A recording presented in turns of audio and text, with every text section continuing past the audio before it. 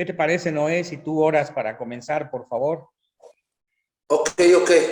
Padre, te damos gracias, Señor, y que nos permites estar, Señor, aquí nuevamente, Señor, entre amigos, compañeros, consiervos, Señor.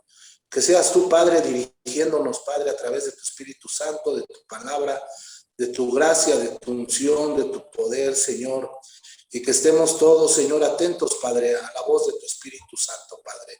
En el nombre precioso de Cristo Jesús. Amén y amén. Y amén. Tenemos una alabanza para ti. Cántale.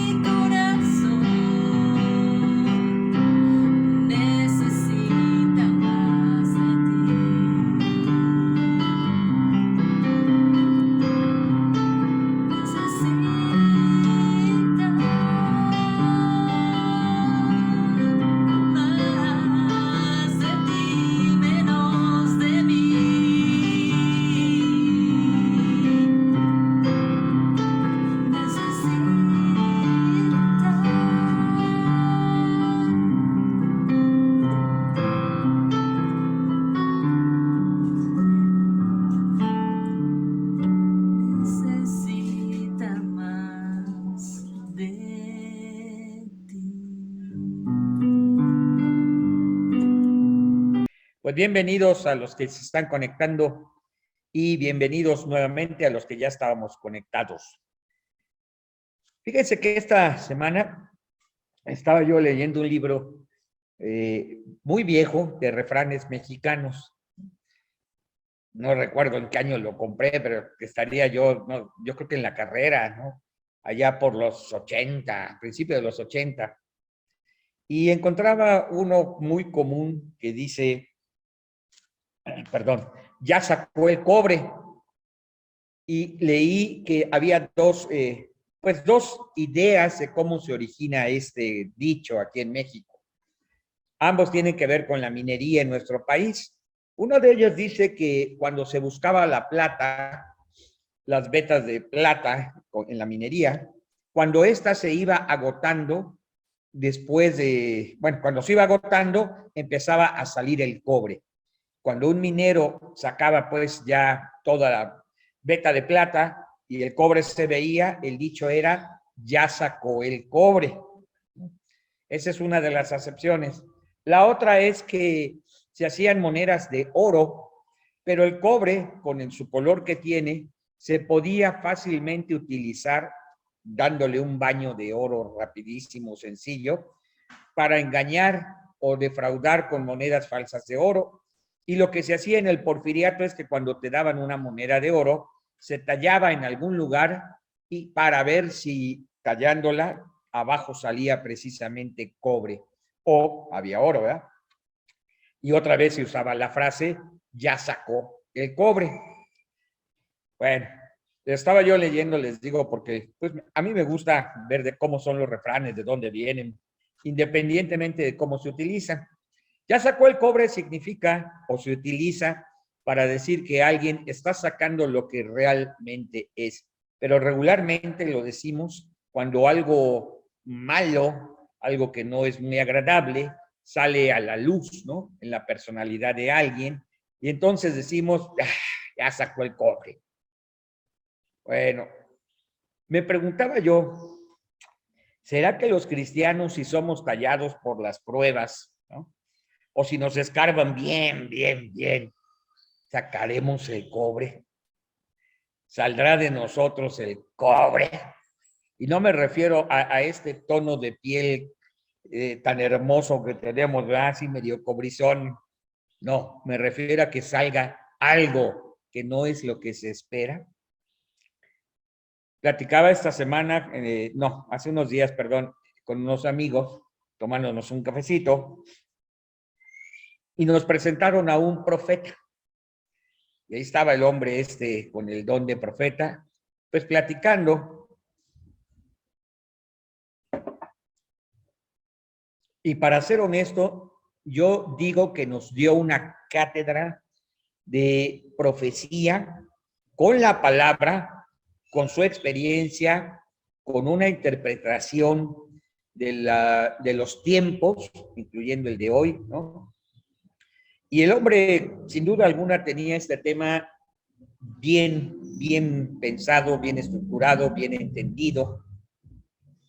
Y bueno, ahí nos tuvo, o me tuvo a mí por lo menos, un par de horas escuchando profecía, y obviamente todo apuntaba a que estos son los últimos tiempos y la inminente y próxima venida de Cristo Jesús.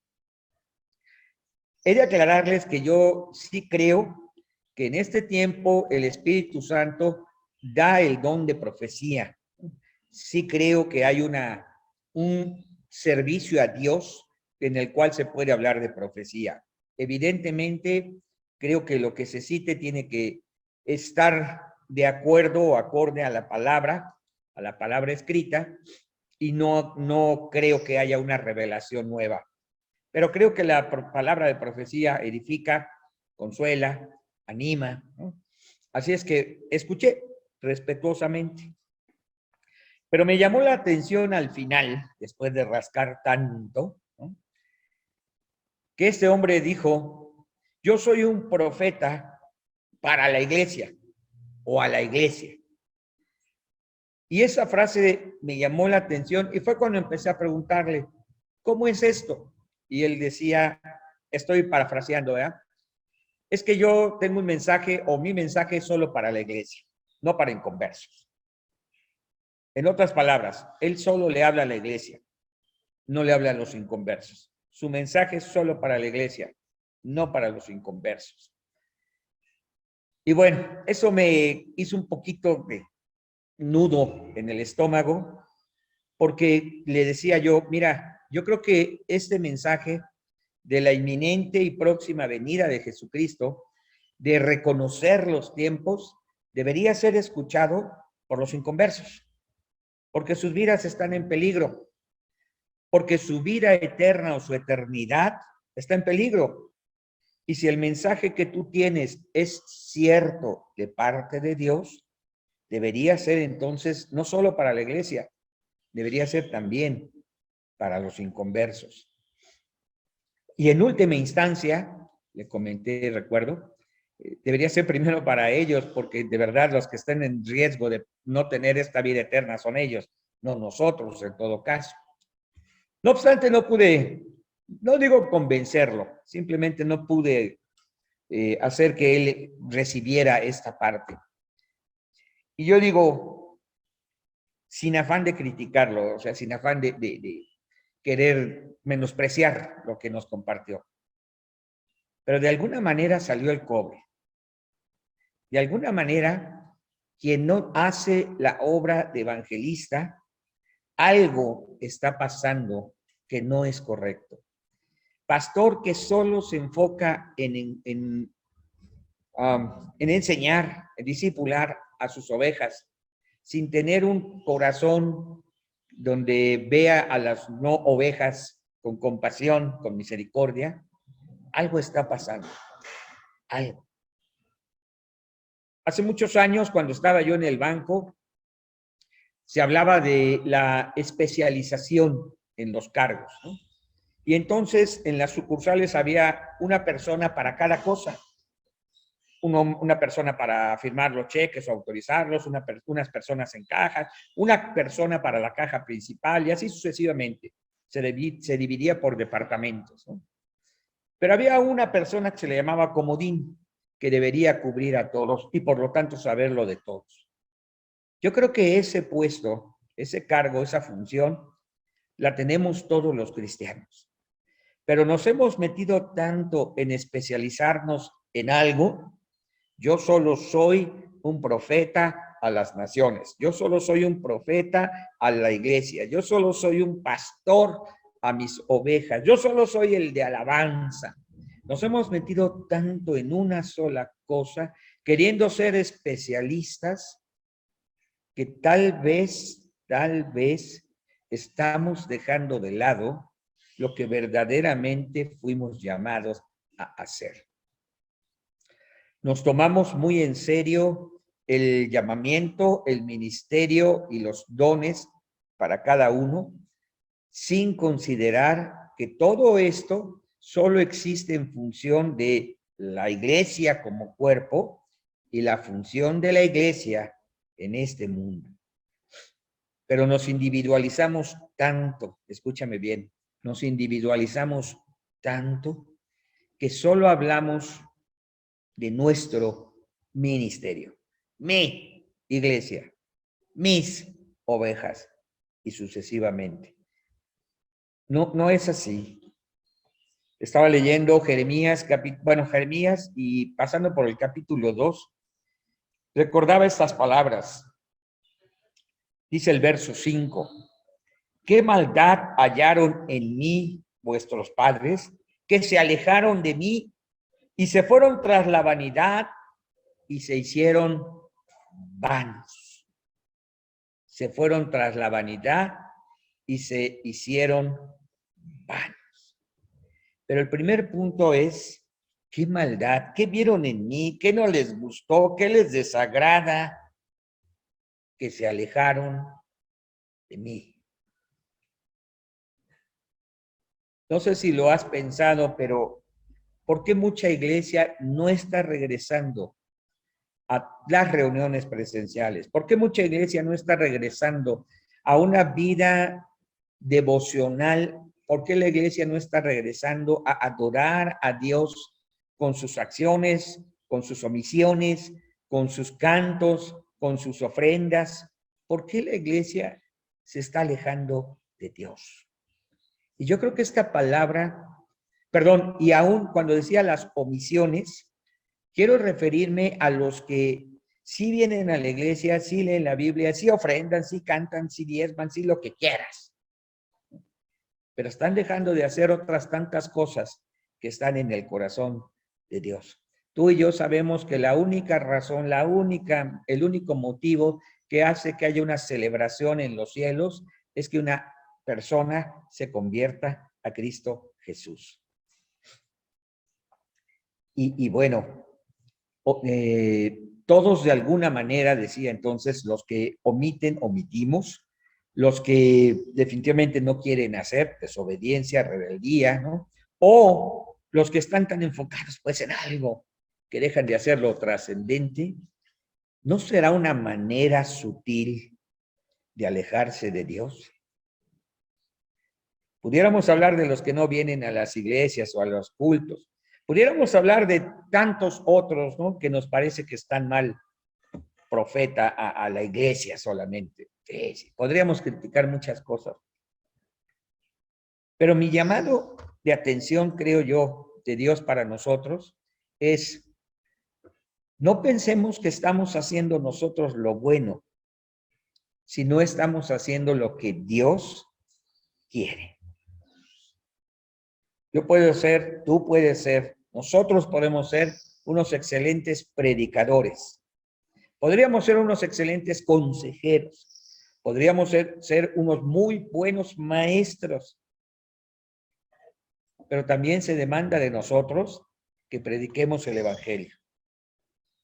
También se dice de nosotros, ¿no?, que vayamos hasta lo último de la tierra y prediquemos a los que nunca han escuchado.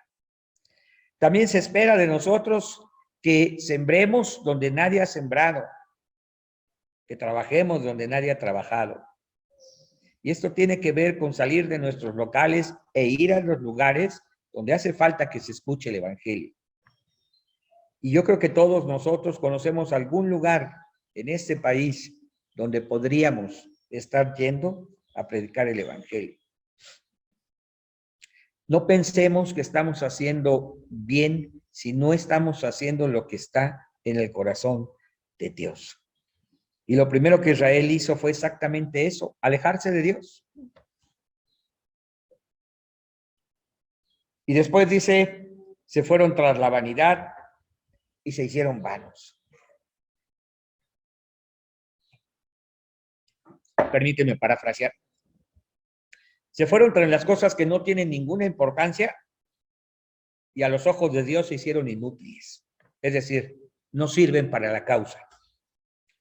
No sé cuántos de ustedes, varones sobre todo, a ver, por lo menos los que tienen su cámara prendida, díganme cuántos hicieron el servicio militar. Levante usted su mano.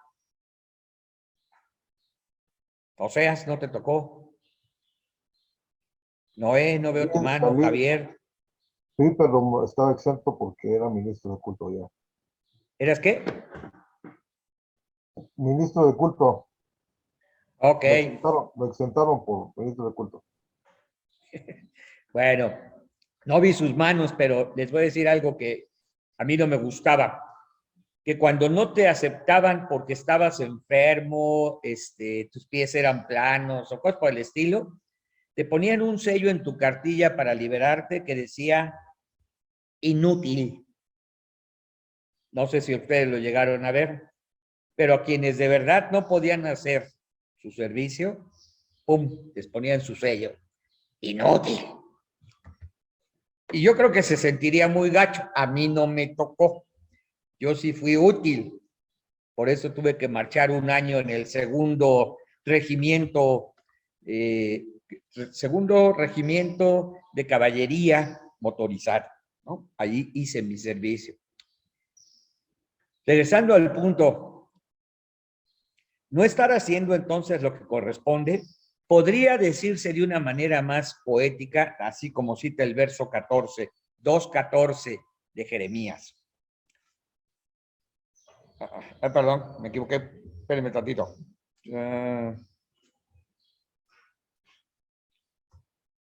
Ay, ya lo perdí. Esto dije muy gracias.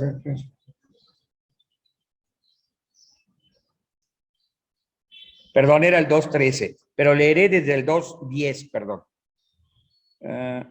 11. ¿Acaso alguna nación ha cambiado sus dioses, aunque ellos no son dioses? Sin embargo, mi pueblo ha trocado su gloria por lo que no aprovecha. Espantaos cielos sobre esto y horrorizaos y desolaos en gran manera, dijo Jehová, porque dos males ha hecho mi pueblo. Me dejaron a mí, que soy una fuente de agua viva, y cavaron para sí cisternas rotas que no retienen el agua. Creo que es exactamente lo que estábamos compartiendo, o lo que le estaba compartiendo, pero dicho de una manera más poética, digo yo. Pero la parte fuerte es los versos que le anteceden. ¿Será que la iglesia está teniendo otros dioses? Y voy a decir dos exactamente que yo creo que la iglesia los tiene bien metidos en su corazón. Uno, el dinero. No he visto cosa más terrible que un cristiano crea más en el dinero que en el Señor. Iglesias que no se mueven si no hay dinero. Iglesias que dicen, por dinero no te preocupes, no hay. Ok. Pero la verdad es que tampoco se hacen grandes cosas porque no hay dinero. Iglesias que están invirtiendo dinero en cisternas que no retienen el agua. Y miren, tómenmelo bien, por favor, amigos. Cada vez que decimos algo así a alguien, a un pastor sobre todo, difícilmente va a aceptarnos que no estamos haciendo lo que Dios quiere. Y nos vamos a justificar diciendo 100 cosas bíblicas, buenas, inclusive tal vez necesarias para esta nación, pero que no traen una sola alma a los pies de Cristo. Yo no estoy regañando, no estoy criticando, pero la verdad me he quedado callado muchas veces, de decirle algo a alguien, porque casi siempre se generan dos cosas, ¿verdad? La autodefensa e inmediatamente la crítica o el ataque, porque estamos tocando su propia convicción. Pero valórelo cada uno, como yo lo valoro para mí. Nuestras cisternas retienen el agua. Tienes fruto abundante, permanente. No me das cuentas a mí, yo soy tu amigo. Solo eso. Pero si soy tu amigo, ¿por qué no me escuchas? Si te digo algo que tú puedes recibir y si lo haces pudiera Dios bendecirte, ¿por qué justificarlo? Yo los conozco a la mayoría de ustedes. Sé que son buenos predicadores, buenos pastores. Sé que tienen un corazón para Dios. Sé que tienen un corazón para las ovejas. Pero este tiempo es para hacer y ser, perdón, mucho más, amados. La única fuente inagotable de todo recurso es Dios. El dinero. El dinero es el primer problema, decía yo hace rato, ¿eh? El segundo problema o la segunda situación, pues, es precisamente el que nos justifiquemos, el que pretendamos que estamos tan bien, que no hay nada más que se pueda hacer, que no hay nada más que se deba de hacer. Yo creo que nuestro trabajo pastoral ha sido puesto en un filtro, así como pasamos el cafecito por un filtro, ¿eh? Para que quede lo rico y lo sabroso, y se queda en el filtro lo que no necesitamos, aunque también sea rico y sabroso, ¿eh? Pero creo que nuestro trabajo pastoral ha sido pasado por un filtro en esta pandemia. Nuestro trabajo como personas ha sido pasado en un filtro. Y no todo está saliendo bien. No todo, muchachos. Si hubiésemos sido tan excelentes en nuestro trabajo, que no necesitamos que nadie venga y nos diga nada, que no necesitamos que nadie nos dé un consejo, que no necesitamos que alguien venga y nos diga que estamos mal, ¿por qué no regresaron todos los discípulos?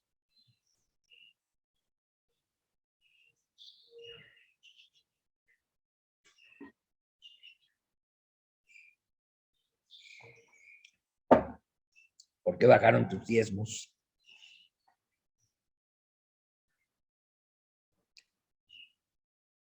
Y es que si algo de veras necesitamos es escucharnos, que no todo está tan perfectamente, que hay cisternas que no están reteniendo el agua. Pero ya para terminar, había otro dicho que leí que decía, a lo que te truje chencha, que yo creo que todos lo hemos usado. Y según la historia, esto suena más a una leyenda, ¿verdad?, que a una historia veraz. Se dice que un campesino en el Porfiriato, casado con una mujer de nombre Crescencia, la llevaba a trabajar a los campos con él, y en aquel entonces la palabra traje de traer, ¿no?, pues los indígenas o la gente sin cultura le decía truje. En lugar de decir te traje, se decía te truje.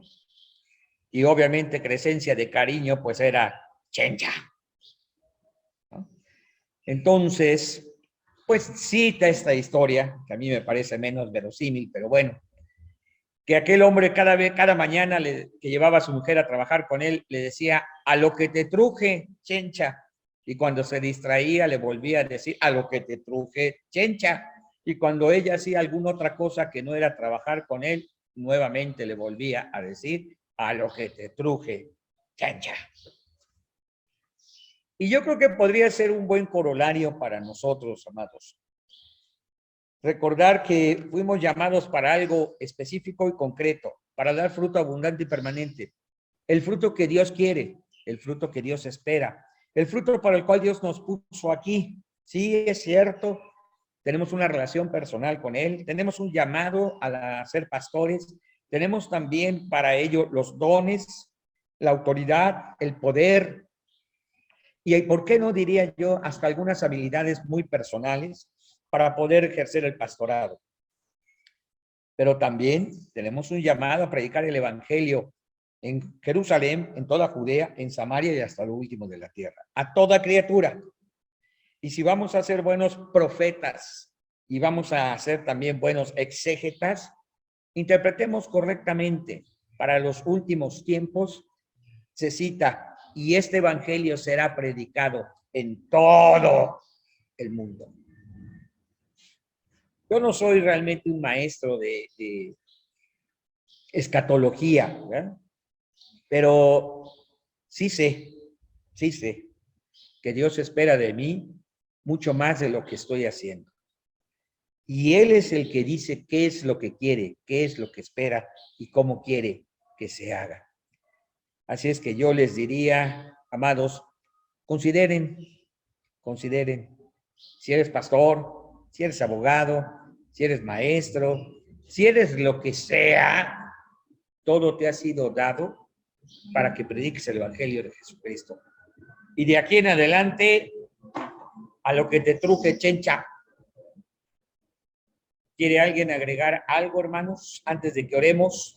Por lo menos tengo ahí 2 peticiones de enfermedad que me gustaría que hoy presentemos delante de Dios. Pero si alguien quiere hacer algún comentario, nada más abra su micrófono, por favor. gracias por la palabra, pastor. Estoy totalmente de acuerdo. Vamos trabajando lo que te truje Chenche y dejar de estarnos preocupando por cosas que realmente nos distraen. Gracias, porque sí era necesaria esta palabra para mí en lo personal. Me ha servido muchísimo y bendiciones para todos. Gracias. Gracias, Laura. Que Dios te bendiga. Saludos a Héctor por ahí. ¿Alguien más, amados? Ahora sí los veo muy calladitos. Quiero pedirles que oremos por dos pastores amigos conocidos de todos nosotros. Uno, el pastor David. Se me fue ahorita su apellido. El pastor David Guzmán. Pues sigue todavía convaleciente de esta enfermedad, de esta operación y enfermedad de su próstata. Hoy me comentaba que bendito sea Dios, ya tiene un pase para seguirse atendiendo en el Hospital General, su carnet, ¿no? Ya van a poder darle ahí un seguimiento, pero el mensaje que me envía, su voz se escucha todavía muy, no sé, cansado, enfermo, no sé. Pero me pedía que no lo olvidemos en nuestras oraciones, que lo tengamos muy presente. Y pues bueno, es un tiempo fuerte para él, un tiempo de prueba. Cuando yo lo conocí, era un hombre, un pastor activo, movido, iba, venía, predicaba, pues como todos nosotros, ¿verdad? Quería aprovechar hasta el último momento del día, y esta enfermedad lo ha puesto quieto. Bueno, Dios lo ha puesto quieto, y yo quisiera que oremos porque el Señor lo sane, lo restablezca, fortalezca, y también lo reintegre a su servicio, con una visión más clara del servicio al Señor y del pastorado, ¿verdad? Y también está el pastor Esteban Arrieta, papá de Carlos Arrieta, pastor que casi no se reúne con nosotros, no obstante que está también formando parte.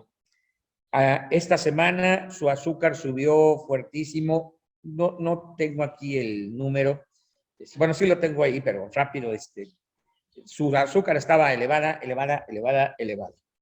Y es un hombre de fe que no gusta de ir al médico, pero bueno, ya por el consejo de varios de nosotros, aceptó que un médico lo viera, y su azúcar y su presión, las dos estaban muy altas. Ya está en tratamiento, pero no ha bajado tanto como quisiéramos. Sigue arriba de 300 el azúcar, y eso ya le bajó bastantísimo de cómo estaba, ¿no? Casi bajó a la mitad. Entonces también pues tenerlo en nuestras oraciones. Otro pastor que ha servido a Dios décadas y décadas, y bueno, pues ahora es el tiempo de estar quietos, de buscar del Señor, de escuchar y de cuidarse mucho también. Pastor Esteban Arrieta. No sé si hay alguna otra petición de oración de los que estamos aquí, amados. Pastor, el papá de Sarita está muy grave en el hospital, muy grave. Le van a poner 5 bolsas de sangre para que más o menos se den una idea de cómo está. Vomitó mucha sangre, estaba obrando con muchísima sangre. Yo les pido de sus oraciones por los donadores, porque aunque ahorita están en el hospital civil que no cobran, sí se van a tener que cubrir algunos gastos, y se piden también que se reponga esa sangre que se le va a poner. Entonces les pido mucho sus oraciones. Aún no hay un diagnóstico, pero sí está delicado, la verdad. Se llama Guillermo Olmos. Olmos, muy bien, gracias. Guillermo Olmos. Muy bien. ¿Alguna otra petición, amados? Bueno, Pastor Pablo Martínez, un favorzote, ¿puedes orar por estas 3 peticiones? Amén. Muy bien. Gracias. Pues vamos a orar. Padre Santo Dios, en esta mañana oramos, Señor, por David Guzmán, Señor, que sigue enfermo, Señor, Padre de la próstata, Señor, en el nombre de Jesús oramos, declaramos tu presencia,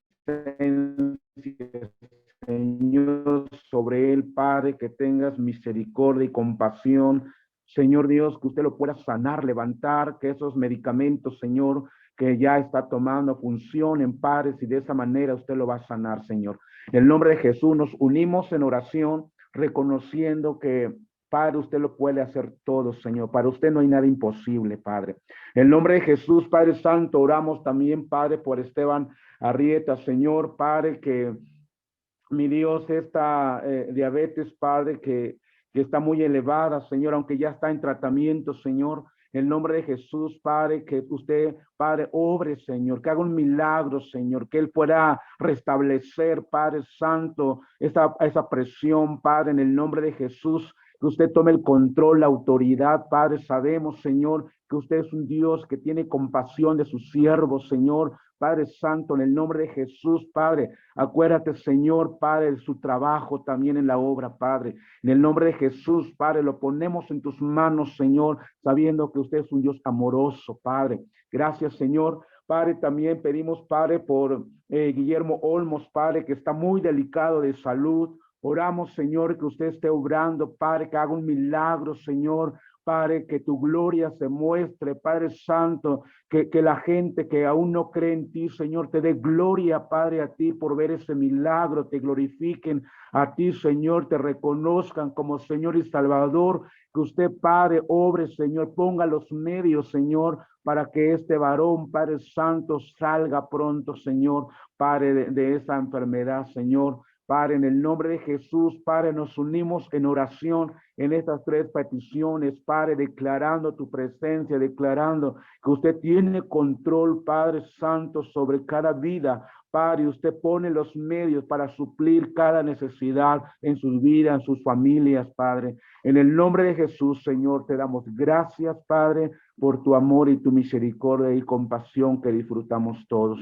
En el nombre de Jesús, amén. Amén.